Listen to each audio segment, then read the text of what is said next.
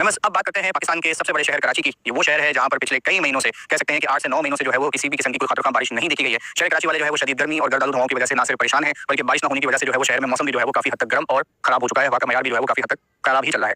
Members, पिछले दिनों जो है वो शहर कराची में बारिशों के अच्छे इम्कान थे, खुसूसी तौर पर 5 मई वाले दिन, जिस तरह हमने पिछली अपडेट में भी जिक्र किया था कि शहर में एक आध बारिश के जो है वो स्पेल हो सकते हैं। लेकिन ओवरऑल अगर देखा जाए तो फिलहाल 5 तारीख की जो ये जो प्रेडिक्शन थी वो अपने उसके मुताबिक नहीं चल पाई। इसे कह सकते हैं कि प्रेडिक्शन जो है वो सही नहीं रही इस दफा, क्योंकि 14 तारीख की रात या 15 तारीख की सुबह फजर के आसपास जो है वो शहर के अक्सर इलाकों में तेज गर्द आलूद आंधी, ठंडी हवाओं और खुश हवाओं का सिलसिला देखने में आया था। यहाँ पर कराची के चंद एक इलाके जरूर थे जहाँ पर हल्की बारिश रिकॉर्ड की गई है, जिसमें सरजानी टाउन, गुलशन मेमार, गुलशन हदीद, स्कीम 35 के इलाके थे। यहाँ पर जो है वो जो एक्सपेक्टेड बारिश जो की जा रही थी उन इलाकों में जो है वो हल्की फुल्की बारिश हुई है। लेकिन ओवरऑल जो 5 मई के दिन जो एक्सपेक्ट किया जा रहा था, इन खुश हवाओं की वजह से जो है वो बादल उतनी ताकत ना पकड़ पाए। ना सिर्फ बादल बनने में परेशानी देखी गई, हर्डल्स देखी गई, जबकि ये शहर से दूर भी काफी दूर भी बने। शहर तक आते जो है वो खुश हवाओं की वजह से बादल जो है वो काफी हद तक खत्म हो गए थे, शहर तक ये रीच ही नहीं कर पाए। लिहाजा आने वाले दिनों में भी जो है वो शहर कराची में जो है वो इसकी बुनियादी वजह ये है कि कट ऑफ लो तो बना है, जो कि इस वक्त राजस्थान सिंध के बॉर्डर के आसपास मौजूद है। इसके जरिए से जो है वो जो मशरकी सिंध और आने वाले दिनों में सिंध के दीगर इलाके हैं, इसके ऊपर जो है ये बारिशों के असरात अपने दिखाएगा। लेकिन शहर कराची और इसके आसपास के जो साहिली इलाके हैं, चंद इलाके हैं, यहाँ पर फिलहाल जो है वो मिड लेवल अगर विंड सर्कुलेशन देखी जाए तो काफी ड्राई विंड्स का जो है वो फैक्टर नजर आ रहा है। ड्राई विंड्स का इफेक्ट जो है इन्फ्लुएंस नजर आ रहा है। मेरे पीछे एक चार्ट में आप देख भी सकते हैं कि ईरान, अफगानिस्तान से और ओमान के आसपास से जो है ये ड्राई विंड्स का जो इन्फ्लुएंस है ये शहर कराची तक जो है वो इस वक्त पहुंच रहा है। लिहाजा आने वाले दिनों में ओवरऑल पूरे शहर में तो फिलहाल बारिश के कोई खतरे का इम्कान ऐसे नजर नहीं आ रहे हैं। लो चांसेस हैं, तकरीबन 20 से 40% के आसपास है कि शहर के मुख्तलिफ इलाकों में कोई गरज चमक का स्पेल आ सके।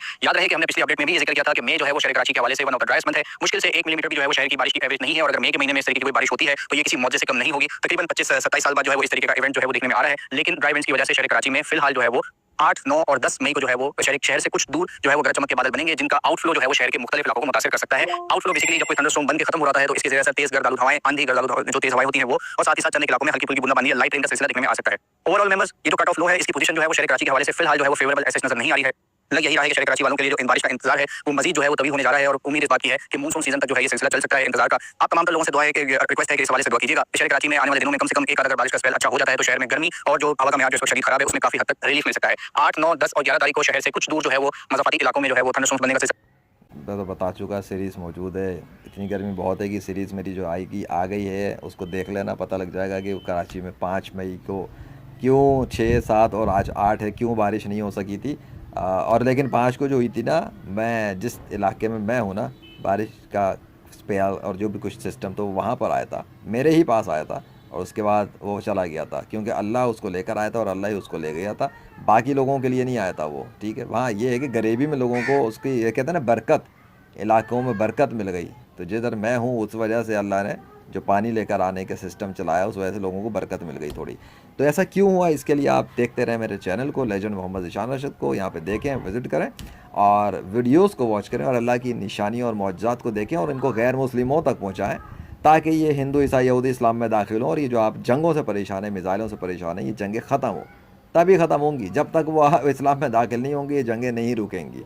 जो मर्ज़ी कर लो, जितने मर्ज़ी बयान दे लो, जितने मर्ज़ी एहतजाज कर लो, चाहे इसराइल हो या इंडिया हो या कुछ भी हो, जब तक आप इनको, गैर मुस्लिमों को, नहीं बताओगे सच्चाई, नहीं दिखाओगे मौजज़ात, नहीं इस्लाम में दाखिल करोगे मुतमईन करके, ये लोग आपके दुश्मन बने रहेंगे और ये आप लोगों के बीवी बच्चों को मारते रहेंगे। मेरा काम था सच बताना, आपका काम है शेयर करना। शेयर करो, लोगों तक पहुँचाओ, सहाफ़ियों तक पहुँचाओ, जर्नलिस्ट तक पहुँचाओ, और आर्मी तक पहुँचाओ, सब तक पहुँचा दो। लेजेंड मोहम्मद ज़ीशान रशीद ने जो कुछ कर दिया अल्लाह के फ़ज़ल से, और जो रिकॉर्ड करके डाला है, इतना काफ़ी। और जो डेमोस्ट्रेशन कराची सिटी पे हो रही हैं, हो चुकी हैं, और जो इसराइल के साथ हुआ, फिर जो कराची कोरंगी फायर के साथ हुआ, इतनी निशानियाँ काफ़ी नहीं है कि अल्लाह मौजूद है और अल्लाह के अलावा कोई और खुदा नहीं है। बस गैर मुस्लिमों को इसके ऊपर तो लेके आना है, ताकि जंगें ख़त्म हो, वो कलमा पढ़ें, इस्लाम में दाखिल हो जाए, बात ख़त्म।